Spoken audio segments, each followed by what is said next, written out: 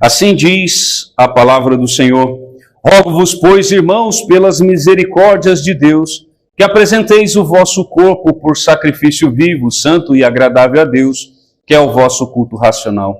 E não vos conformeis com este século, mas transformai-vos pela renovação da vossa mente, para que experimenteis qual seja a boa, agradável e perfeita vontade de Deus. Irmãos, este mês é conhecido como o mês da reforma, e uma das propostas que eu fiz para os irmãos, os pregadores deste mês também, era que nós pregássemos a respeito da reforma protestante, já que esse mês é o mês da reforma protestante. E, no caso, eu gostaria de fazer uma série de mensagens. Eu vou pregar agora pela manhã, pregarei também à noite. Essa noite também, domingo que vem pela manhã, também estarei pregando aqui, a respeito de um assunto que sempre foi colocado na igreja reformada desde o momento da reforma protestante, que é igreja reformada sempre se reformando. Quando que a igreja ela necessita de nova reforma? Talvez essa discussão, existem livros a respeito deste assunto, de quando que a igreja ela necessita de uma reforma. E querendo ou não, esse texto aqui de Romanos, capítulo de número 12, versículo de número 1 e 2, ele fala um pouquinho a respeito daquilo que é necessário reformar.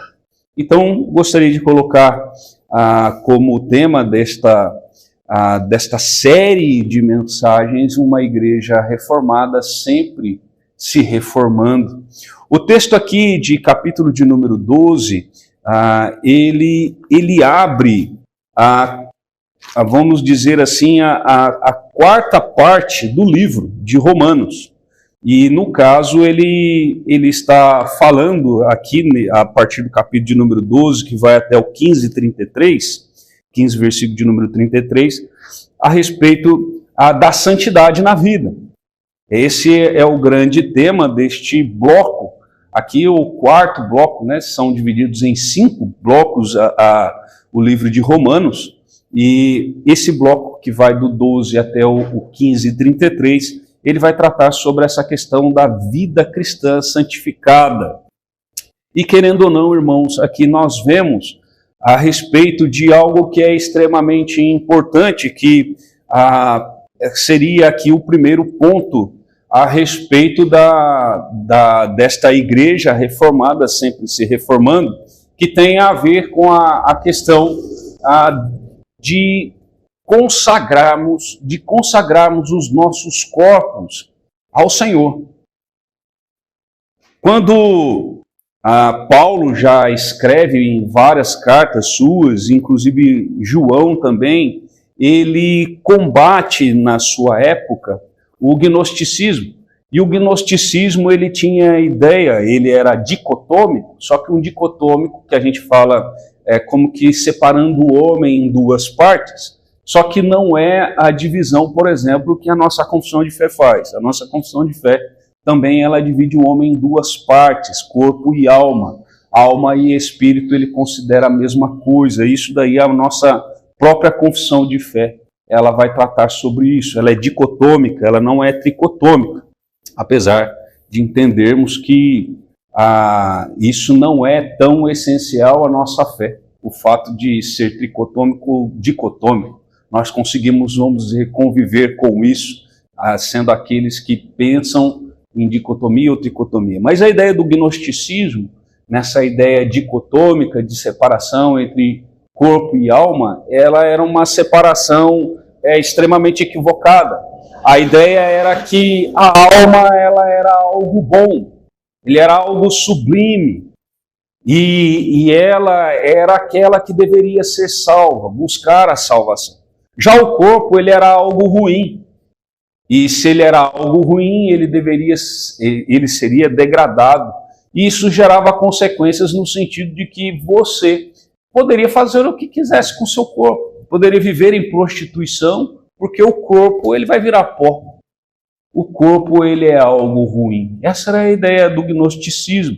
E o gnosticismo ele entendia que quando uma pessoa morria, aí sim a sua alma era liberta da escravidão do corpo, daquilo que era ruim. Aquela parte boa que o homem tinha, agora era liberta através da morte.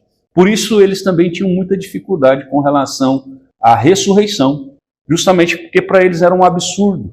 Você, agora que a sua alma foi liberta da escravidão do corpo, agora você volta de novo para o corpo. Então para eles parecia, os gnósticos, extremamente absurda a questão da ideia da ressurreição. Inclusive quando nós vemos Paulo pregando em Atenas, né, e quando ele entra na ressurreição, o pessoal já não quer nem mais ouvi-lo. Né, quando ele prega ali em Atenas, Atos dos Apóstolos, retrata sobre isso. Justamente por causa da ideia de que ressurreição seria algo absurdo. Mas, irmãos, então a ideia bíblica de uma pessoa que é convertida, lembremos que Paulo está escrevendo não simplesmente a pessoas no sentido individual, mas à igreja. A igreja, ela é feita de pessoas. É lógico que uma pessoa só, ela não é a igreja, mas o coletivo das pessoas se torna uma igreja. Uma pessoa só, ela pode até representar a igreja, e a igreja que eu estou querendo dizer não é denominação, estou falando corpo de Cristo. Corpo de Cristo, não estou falando parede de igreja, não estou falando placa de igreja, eu estou falando o corpo de Cristo. E aqui a ideia é que aquele que é novo, que é convertido ao Senhor, ele deve consagrar o seu corpo. Aqui diz, rogo-vos, pois, irmãos, e aqui Paulo, então, ele já abre através do imperativo, né? No sentido de que, chamando a atenção, e aqui rogo-vos não é tanto no sentido de ordem, mas é no sentido de um clamor aos irmãos, um pedido aos irmãos, né? Nesse sentido até mesmo de uma advertência. Ele diz, rogo-vos, pois, irmãos, pelas misericórdias de Deus. Ele roga para aquilo que talvez seja algo extremamente sublime no Senhor, que é as suas misericórdias. Paulo está aqui colocando como um instrumento nisto tudo, no fato dele rogar ao Senhor pelas misericórdias dele. E lembremos que as misericórdias do Senhor, como diz ali em Lamentações, né, de Jeremias, ele vai falar que as misericórdias do Senhor, elas são o motivo de não sermos consumidos, porque as suas misericórdias, elas se renovam dia a dia. Irmãos, o Senhor, mesmo pelo fato de sermos crentes, nós ainda pecamos, nós erramos o alvo. E querendo ou não, pelo fato de errarmos o alvo, já seria suficiente para tornarmos odiosos diante do Senhor. Porque todo o pecado, ele atenta contra a santidade do nosso Deus. E querendo ou não, essas coisas, nós só não somos consumidos, ou o próprio Senhor só não consome a questão da impiedade nesse mundo, de uma vez por todas agora, pelas misericórdias dele, pela sua graça que vai se estendendo, mesmo essa graça comum aos homens. Mas aqui, ele então roga por essas misericórdias, que apresenteis o vosso corpo por sacrifício vivo. Irmãos, a ideia de apresenteis aqui, ela no grego, ele entra como... o verbo, ele é bem interessante, que o verbo ali, ele utiliza ali no sentido de um auristo que está no infinitivo, e a ideia desse verbo aí, ele é de propósito. Ele tem essa ideia de propósito. Então, irmãos, somos filhos de Deus, nós temos Deus como Salvador da nossa vida, então o propósito da nossa vida deveria sacrificar a nossa vida como um holocausto ao Senhor, que ele diz, apresenteis o vosso corpo por sacrifício vivo. Isso significa que quando nós temos Cristo como Salvador da nossa vida, a preocupação que nós temos com o nosso próprio corpo, ele já não tem a ver conosco mesmo. Ele já tem a ver com a glorificação do Senhor. Então, tudo aquilo que nós fizemos ou fazemos no corpo, o objetivo é a glorificação do Senhor. Então, irmãos, aqui, quando a igreja, ela deixa de ter a sua vida santificada, quando a igreja começa a achar que o que é importante é estar aqui apenas, ou seja, ele vai dizer, inclusive aqui, sacrifício vivo, santo e agradável a Deus, que é o vosso culto racional. E a ideia do culto racional não é só o ajuntamento, mas é uma vida de culto ao Senhor. Tem hora que o que parece é que a igreja imagina que o que precisa ser um sacrifício vivo é o culto público. O culto público precisa ser um sacrifício vivo, santo e agradável a Deus. Sim, precisa. Nós precisamos buscar fazer aquilo que é a vontade do Senhor. Precisamos adorá-lo em espírito e em verdade. Mas não somente aqui. A nossa vida deve ser uma vida consagrada ao Senhor. A grande pergunta, irmãos, que nós podemos fazer individualmente para nós mesmos é isso. Será que nós temos consagrado as nossas vidas ao Senhor?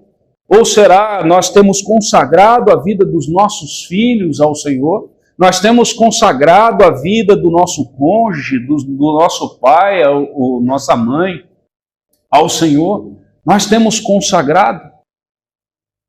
Quando isso não acontece, irmãos, de certa forma, se nós achamos que em alguns momentos ele precisa ser consagrado e outros não precisam ser consagrados, isso significa que a igreja precisa de uma reforma. Isso significa que a igreja precisa retornar à Escritura. O grande problema é quando a igreja ela começa a ter as coisas de Deus, as coisas que estão escritas na Escritura, de modo intelectual apenas. Nós temos estudado lá no PG dos adolescentes, dos adultos, desculpa, no PG dos adultos, nós temos estudado lá a respeito da carta de João. Nós tratamos um pouco sobre isso neste última sexta-feira, a respeito de que aqueles judeus diziam que eles examinavam as Escrituras e achavam e tinham certeza que era através dela que se alcançava a vida eterna, e isso eles não estavam errados. Só que como que eles examinavam as Escrituras e não identificaram o Cristo? Isso significa que é meramente intelectual. As coisas não desceram para o seu coração. Irmãos, não basta nós sabermos que a nossa vida precisa ser consagrada ao Senhor. Não basta nós tentarmos colocar a nossa vida em um holocausto ao Senhor. Nós precisamos fazê-lo. Talvez um dos grandes problemas do cristianismo hoje é que as pessoas têm tentado demais. Têm se esforçado demais a fazer as coisas. Na verdade, irmãos, essas coisas deveriam ser extremamente naturais, porque isso deveria ser do nosso próprio caráter cristão. Ter uma vida consagrada ao Senhor, ter uma vida dedicada ao Senhor, deveria ser algo extremamente natural para nós. Nós vemos, por exemplo, que na igreja estamos tendo dificuldades aqui, por exemplo, com relação às crianças. Eu coloquei no grupo da igreja o nome de 15 crianças da nossa igreja, e como que vem um para a escola dominical? Isso significa que não estamos consagrando os nossos filhos. Significa que os pais não estão preocupados com a vida eterna dos seus filhos. Se estão preocupados, estão só no mundo das ideias. As coisas precisam se materializar. Irmãos, quando as coisas não se materializam, quando as coisas elas ficam meramente na teoria, como que a gente sabendo, mas não praticando, a igreja precisa de reforma. De certa forma, irmãos, a gente tem quando falamos de reforma, a tendência nossa é falarmos de reforma do cristianismo. Quando Martinho Lutero colocou lá suas 95 teses na porta da igreja, a ideia dele não era romper com a igreja. A ideia dele não era sair da igreja. A ideia dele era trazer a igreja novamente à Escritura, a fazer aquilo que era agradável a Deus. E de certa forma, irmãos, a ideia de reformar a igreja não é romper com ela. A ideia é trazê-la novamente para a Escritura. Porque, irmãos, se a igreja ela começa a distanciar da Escritura, a sua vida ela vai se distanciando da Escritura. As coisas de Deus para nós, seja a consagração da nossa vida, começa a se tornar um enfado para nós. Significa que nós estamos saindo do trilho, irmãos. Significa que nós estamos necessitando voltar para o trilho de novo. Senão nós estamos sendo meramente legalistas. Senão nós estamos não muito diferentes de fariseus. Se a nossa vida não é prática, é aquilo que Jesus ele vai falar, por exemplo, para os seus discípulos. Cuidado com o fermento dos fariseus. O que eles falam, até como façam o que eles falam, mas não façam as suas obras. Porque eles falam e não cumprem. Eles falam e não fazem. Ah, irmãos, de certa forma nós precisamos de reforma. Nós estamos sedentos por reforma. Quando nós vemos pessoas enfadadas com as coisas de Deus. Quando nós vemos pessoas que já não estão mais interessadas nas coisas de Deus. Quando nós olhamos, por exemplo, os tribos indígenas ou tribos na África, quando recebem, por exemplo, a sua primeira Bíblia, é uma comoção. E eu já coloquei isso no grupo da igreja. É uma comoção, era algo assim extremamente sedento por eles. Eu fui convidado a ir esse final de semana, acabei não conseguindo ir também. A Daniele voltou da sua viagem missionária, da sua viagem lá a Águas de Lindóia, né, trabalhando lá pela Fiel. E ela retornou e acabou que a gente não conseguiu ir lá para o Quilombo e nem para o Corcovado. A irmã lá do Corcovado, a missionária Lia, falou, não tem como você mandar alguém para cá. Os irmãos estão sedentos por ouvir a palavra. Quando eu faço a viagem lá para o Quilombo, eu sempre tenho ido ao Corcovado, uma igrejinha pequenininha, uma congregação pequenininha, mas lotadinha, 30 pessoas. Todo culto lá que eu vou, 30 pessoas, lotadinho. Pessoas sedentas, irmãos, sedentas pela palavra de Deus. Sacrifício vivo. Mas parece que a gente está cheio, a gente está farto das coisas. Estão alimentando demais que estamos até obesos. Tem hora que parece que é isso que está acontecendo. Parece que a gente acha que precisa fazer jejum, não jejum de alimentos, mas jejum espiritual. Eu vou na igreja uma vez ou outra e isso para mim é mais do que suficiente. Sacrifício vivo. Quando nós sacrificamos, consagramos a nossa vida e como um holocausto ao Senhor, nós temos isso, irmãos, em autoestima. Nós temos as coisas de Deus sempre em autoestima, não colocando ela de lado. A gente muitas vezes tem tantas desculpas, é cansaço, é tantas outras coisas. Talvez nós olhemos assim, falamos assim, mas o pastor ele vive de forma exclusiva, ele tem que estar lá mesmo. Ele é consagrado para isso. Não é só a questão do pastor ser consagrado ao ministério. Se a minha vinda aqui à igreja, irmãos, é por mera obrigação, eu estou perdendo meu tempo aqui. Será que o que faz com que eu venha à igreja é o fato de ser contratado pela Betel para estar aqui? Porque se for, eu estou perdendo meu tempo aqui. E se é essa a ideia que os irmãos têm a respeito de mim, é melhor que troque de pastor, pegue um pastor mais consagrado. Se a ideia que os irmãos têm é de que eu venho aqui de forma pesada, que eu venho aqui de forma que eu tenho que me esforçar demais e não é um deleite para mim estar na casa do Senhor, troque de pastor. Se é isso que os irmãos pensam, se é isso que os irmãos veem nas minhas atitudes, troque de pastor. Troque por alguém que realmente os irmãos veem. Se não veem isso em mim, irmãos, eu preciso também ser reformado nesse aspecto. Se os irmãos não encontram em mim esforço, se os irmãos não encontram em mim deleite nessas coisas, como cada um deveria ter, também eu precisaria ser reformado. Olhe para dentro de si. Olhe para dentro de si. Olhe para a nossa igreja. Nós teríamos hoje condições de ter 70 pessoas aqui. A capacidade desse templo nosso aqui é para 70 pessoas.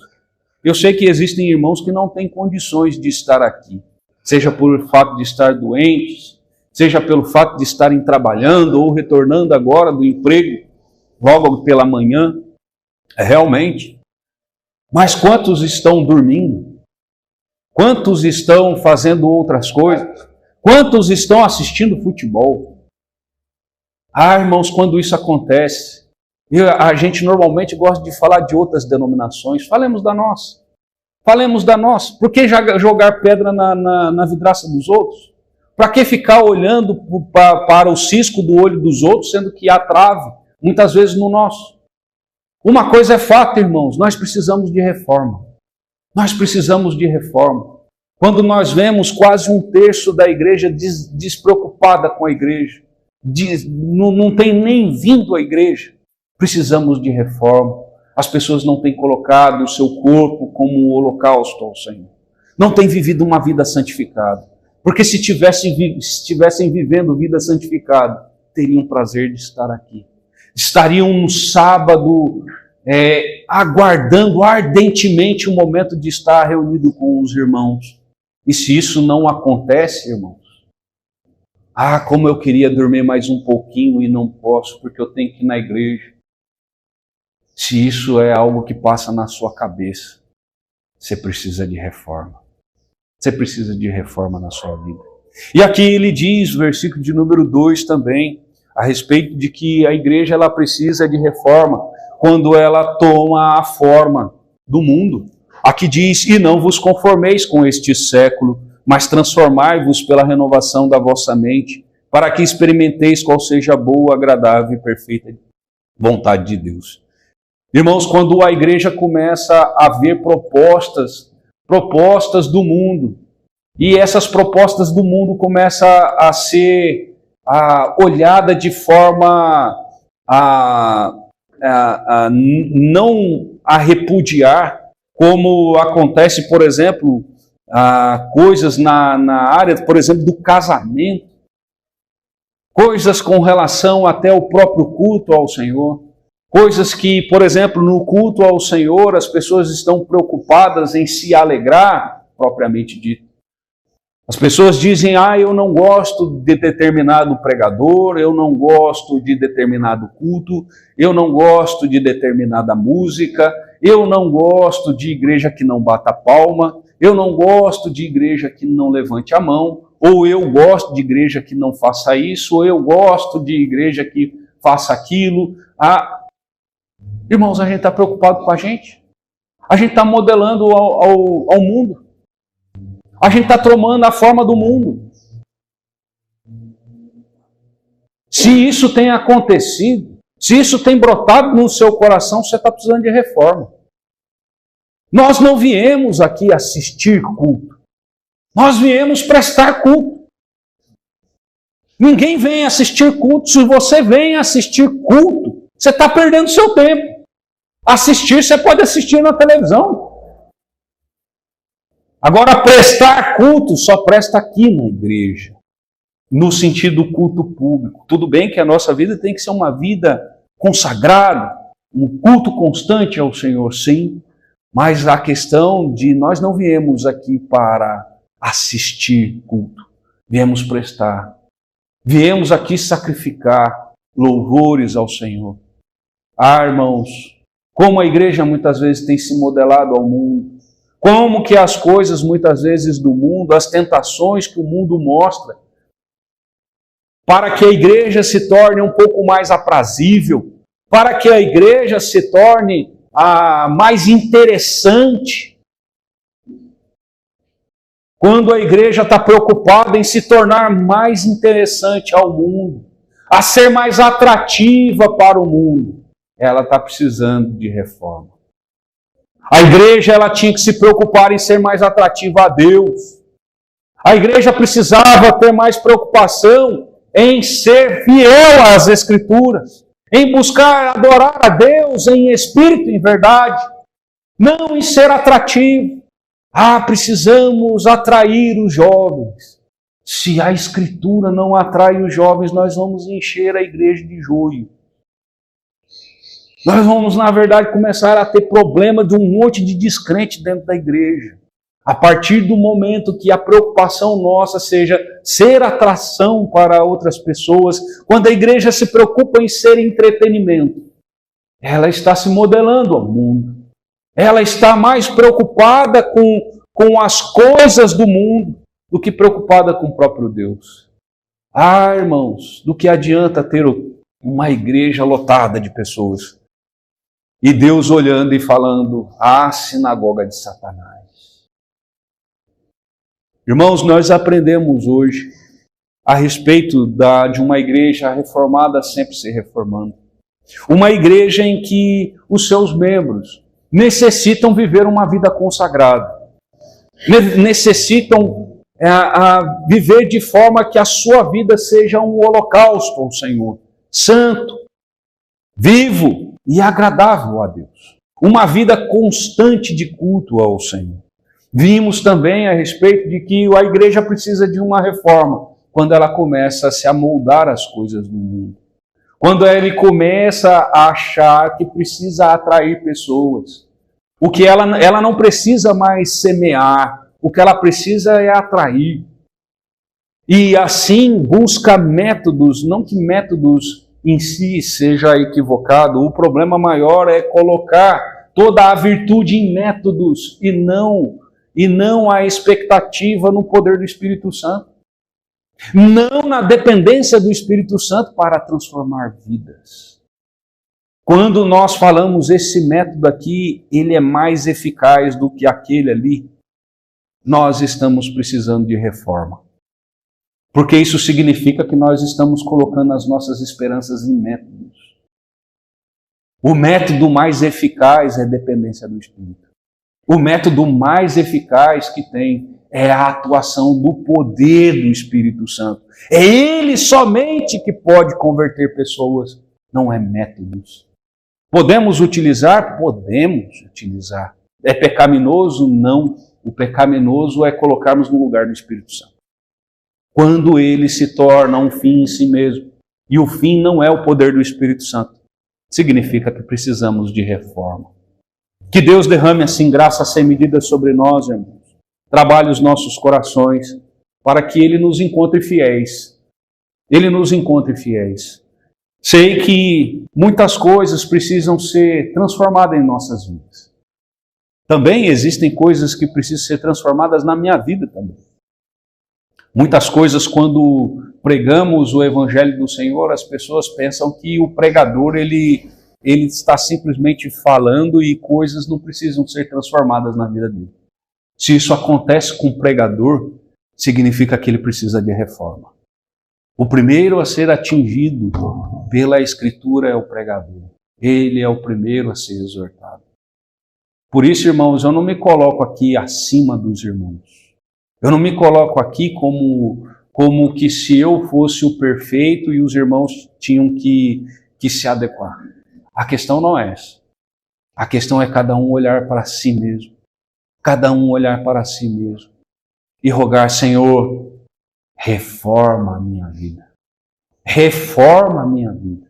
Porque senão, Senhor, eu não estarei sendo agradável a Ti.